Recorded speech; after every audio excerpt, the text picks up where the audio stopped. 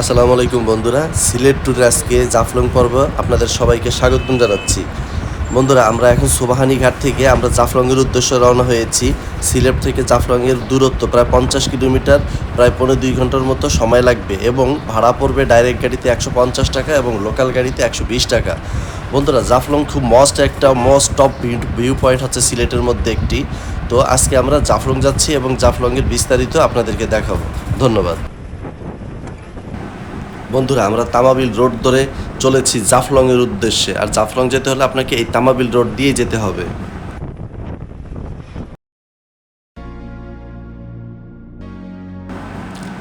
জাফলং বাংলাদেশের সিলেটের গোয়াইনঘাট উপজেলার অন্তর্গত একটি পর্যটন স্থল। বন্ধুরা, জাফলং সিলেট শহর থেকে 50 থেকে 62 কিলোমিটার, অর্থাৎ আপনি ক্রমান্বয়ে 50 থেকে 62 কিলোমিটার উত্তর পূর্ব দিকে ভারতের মেঘালয় সীমান্ত ঘেঁষে খাসিয়া জৈন্তা পাহাড়ের পাদদেশে অবস্থিত এবং এখানে পাহাড় আর নদীর অপূর্ব সম্মেলন বলে এই এলাকা বাংলাদেশের অন্যতম একটি পর্যটন স্থল হিসেবে পরিচিত। পর্যটনের সাথে জাফলং পাথরের জন্য বিখ্যাত। শ্রমজীবী মানুষেরা পাথরের কাজ করে জীবিকা নির্ভর করে আসছে সেই বহু বছর যাবৎ থেকে এই জাফলং থেকেই। বন্ধুরা, বাংলাদেশের সীমান্তবর্তী এলাকায় জাফলং অবস্থিত।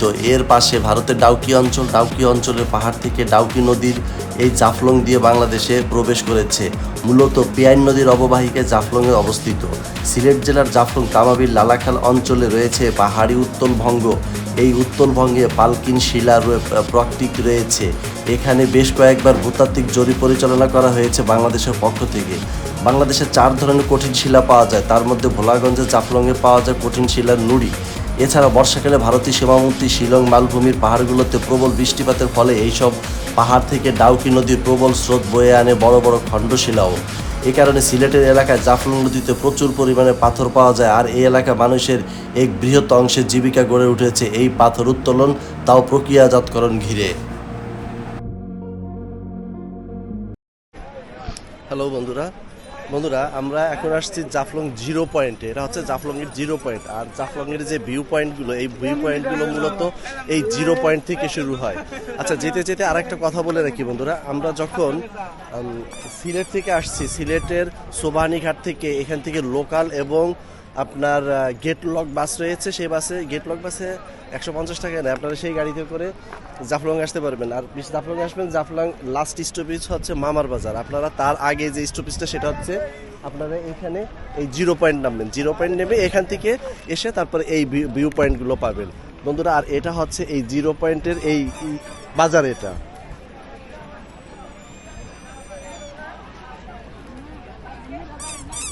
আচ্ছা বন্ধুরা, আর একটা কথা বলি। আর এ পার হচ্ছে যে এটা হচ্ছে এই যে পাহাড়টা দেখতে পাচ্ছেন, এটা হচ্ছে বাংলাদেশ। আর ও পারটা হচ্ছে ভারতের ডাউকি।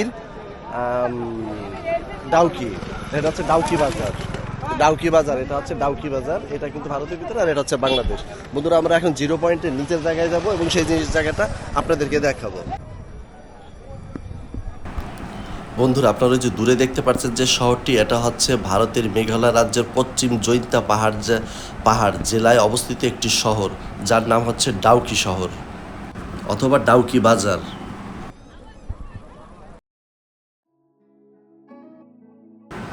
বন্ধুরা, সিলেট থেকে ক্রমান্বয়ে 50 থেকে 56 কিলোমিটারের রাস্তা আপনারা সোবাহানিঘাট থেকে গেটলক সার্ভিস এবং লোকাল সার্ভিসে আপনারা জাফলং আসতে পারবেন। এছাড়াও সিলেটের যে কোনো জায়গা থেকে আপনারা সিএনজি ভাড়া করে 1000 থেকে 1200 টাকার মধ্যে আপনারা এই জাফলং আসতে পারবেন। এছাড়াও আপনারা যদি লোক বেশি হয়ে থাকেন, সেক্ষেত্রে আপনারা একটা মাইক্রোবাস যদি ভাড়া করে নিয়ে আসেন, তাহলে আপনারা জাফলং আসতে পারবেন। মাইক্রোবাসের ভাড়া পড়বে 3000 থেকে 3500 টাকার মতো।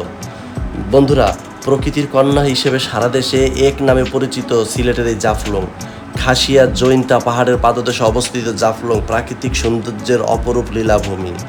পিয়াইন নদীর তীরে স্তরে স্তরে বিছানো পাথরের স্তূপ জাফলংকে করেছে আরও আকর্ষণীয়। বন্ধুরা, সীমান্তের ওপারে ইন্ডিয়ান পাহাড়ের টিলা, ডাউকি পাহাড় থেকে অবিরাম ধারায় প্রবাহমান জলপ্রপাত, ঝুলন্ত ব্রিজ, পিয়াইন নদীর স্বচ্ছ হিমেল পানি, পাহাড়ের গহীনে অরণ্য শুনশান নীরবতার কারণে এলাকাটি পর্যটক প্রেমীদের কাছে দারুণভাবে মোহবিষ্ট করেছে। এসব দৃশ্যপট দেখতে পরিচিত ভ্রমণ পিপাসুদের কাছে জাফলং এক আকর্ষণীয় যেন আলাদা। সিলেট ভ্রমণে এসে জাফলং নামলেই ভ্রমণের জন্য অপূর্ণ থেকেই যায়। সিলেটবাসীর কাছ থেকে সিলেট নগরী থেকে 62 কিলোমিটার পূর্ব দিকে গোয়াইনঘাট জেলার জাফলংয়ের অবস্থান। জাফলংয়ের শীত ও বর্ষা মৌসুমের সৌন্দর্যকে বিরূপ বিভিন্ন। বর্ষায় জাফলংয়ের রূপ লাবণ্য যেমন ভিন্ন মাত্রায় ফুটে ওঠে, ঠিক তেমনি ধূলিধূসরিত পরিবেশ হয়ে উঠেছে স্নিগ্ধ ও পরিবেশ নিঃশ্বাসে থেকে ফুরফুরে ভাব। খাসিয়া পাহাড়ের সবুজ ভাব চূড়ায় তুলার মতন মেঘবিরাজ বিচরণ এবং যখন তখন অঝোর ধারায় বৃষ্টি পাহাড়ি পথ পেয়ে ওঠে। বন্ধুরা, এই জাফলংয়ের মানে 0 পয়েন্ট থেকে এই যে নদীর পাড়টা রয়েছে, এখানে একটা সময় এরকম ছিল না। এখন দিনের বিবর্তনে মানে আস্তে আস্তে রূপান্তরিত হয়ে এই যে জায়গাটা দেখতে পাচ্ছেন, এটা প্রায় অনেকটা একটা লেকের মতো হয়ে গেছে।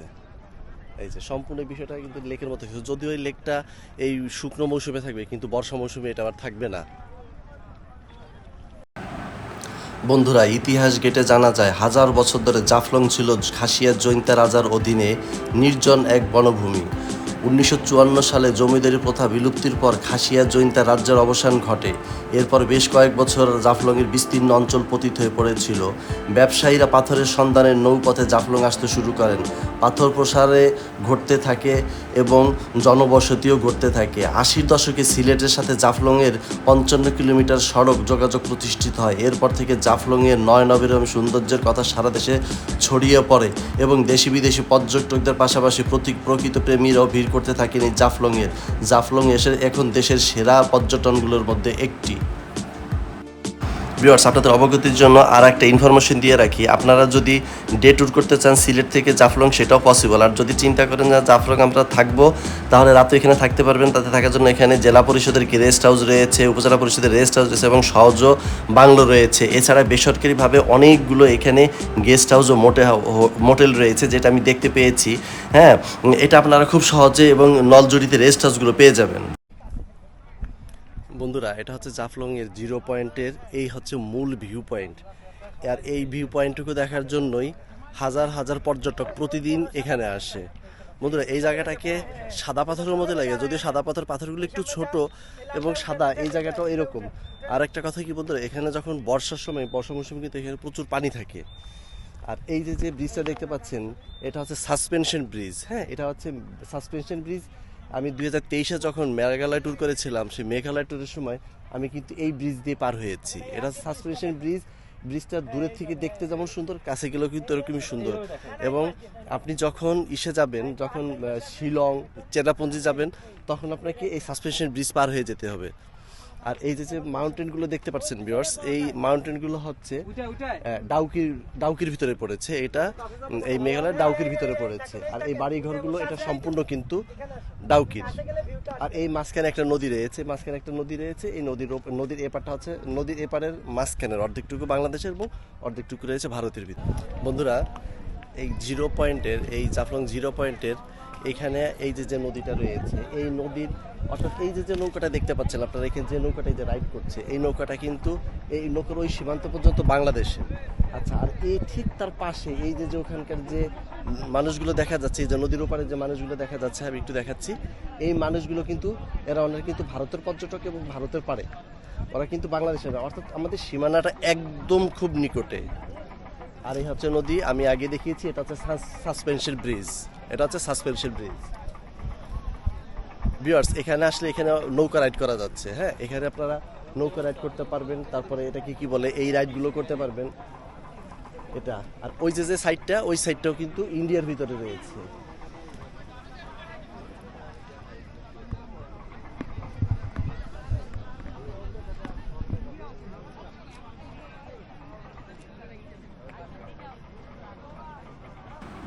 বন্ধুরা, প্রায় সন্ধ্যা হয়ে আসছে, এখন অনেক পর্যটনে চলে যাচ্ছে আর আমাদেরও যাওয়ার পালা।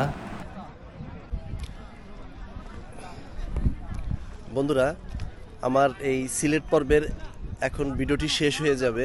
আমি এই ভিডিও শেষে আমি যে কথাগুলো বলছি, আপনারা ইচ্ছা করলে এই সিলেট ভ্রমণ একদিনও করতে পারবেন। আবার যদি বলেন যে না, এখানে 4 থেকে 5 দিন থেকে সিলেট ভ্রমণ করবেন, সেটাও করতে পারবেন।